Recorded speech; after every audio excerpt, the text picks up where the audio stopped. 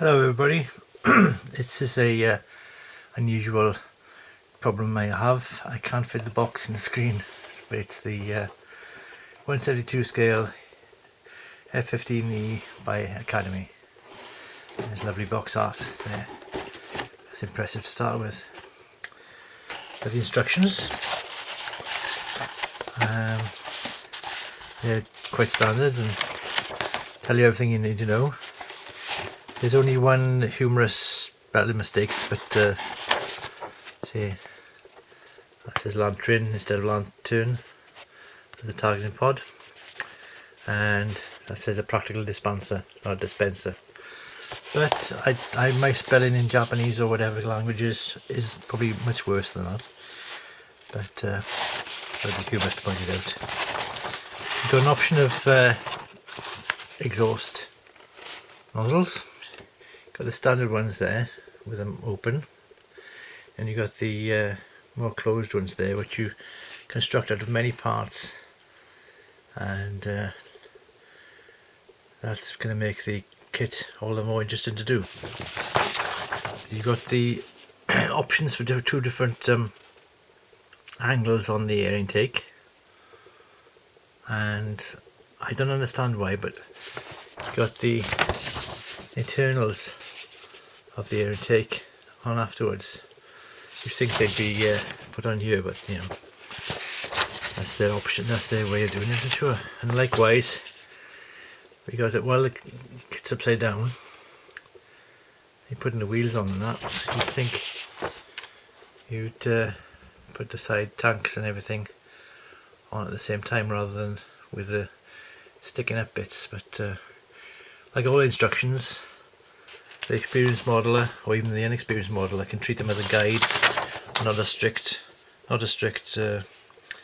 rules. Got multi-part ejector seats, interesting to build, and nice little cockpit there, and the internal air intakes going like that. So there's lots to do on this kit, and I looked it up. Its first tool I think was 1991, and it's all the parts you get, high part count, and some of them are optional, like the weapon stores. You don't put all of them on, you can mix and match. Got the decals. I thought, oh, nice simple, not many decals there. Then I turned it over, and yes, you got the stencil decals as well. So there's plenty to do there. LA, it's not Lakenheath, it's Louisiana, the postal code for Louisiana. So it's Barksdale Air Force Base is the example they've got in the kit, but I'm going to order some aftermarket decals for the Lakenheath examples, because that's the ones I would have seen flying over me when I was in university in Wales. Some usual warnings. It'd probably be standard warnings of don't poke yourself in the eye with a paintbrush and don't sniff the glue or lick the paint. So gives you an idea of different tools you can buy and use. That's general for those sort of from that part of the world. Good though, I mean they're all relevant. I'll give the kit itself. I'll leave it in the box just for neatness sake.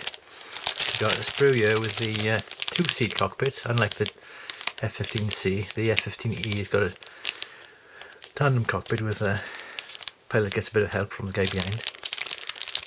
That's one way to put it. There's our weapons and navigator guy. Got missiles and central fuel tank and some pylons.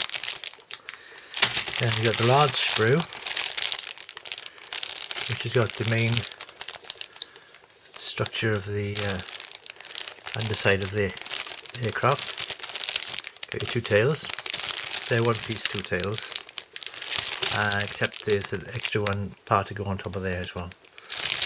The internals of the tank of the air intakes.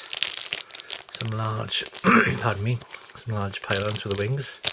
Big air brake, and the some fans, and there's parts of the exhaust nozzles. That's the standard ones. But looking at one taking off, you see that they've usually got them closed up to focus the exhaust. You can paint them up quite nicely, I think. Standard nose, so put the weight in. Quite good wheels. And open the bag in it. It's not a resealable bag, but try and keep this to a reasonable length video. But I just open the bag, show you more a close-up idea of the standard of the parts. As far as the that bag hasn't been opened since it was made, is it? Hope there's no funny chemicals in the air there. If you look, it'll focus now in a second, as it always does. Recessed panel lines, quite fine actually. Those can be highlighted with a wash, I'm sure. And the recessed panel lines is quite smooth, and plastic gets quite hard on the canopy. Yeah, not soft, it's quite hard. These are the parts of the engine nozzle as well. It's going to be a lot of fun putting that together. And then looking at the canopy, I won't open it, I don't want it to get affected. But there's no central seam, so that's good. Always has a quite quality part there, canopy. Alright, and moving swiftly on. Okay, keep an eye on the time, keep it below 8 minutes for everybody's sake. And then another bag, so there's 3 bags really. Yes sir, 3 bags full, plus the one for the canopy. And one for the little boy who lives down the lane. Oh, that's the nursery. Large one-piece upper wing and fuselage section. Get the sensation of the F-15 there, don't you? Here's your options for the air intakes, various aerials, and various stores. So it's a lot of the kit is stores, but for a 30-something-year-old kit, it's absolutely excellent. And considering it was £17, and what you'd get for £17 from other manufacturers, this is a bargain and a classic of its scale.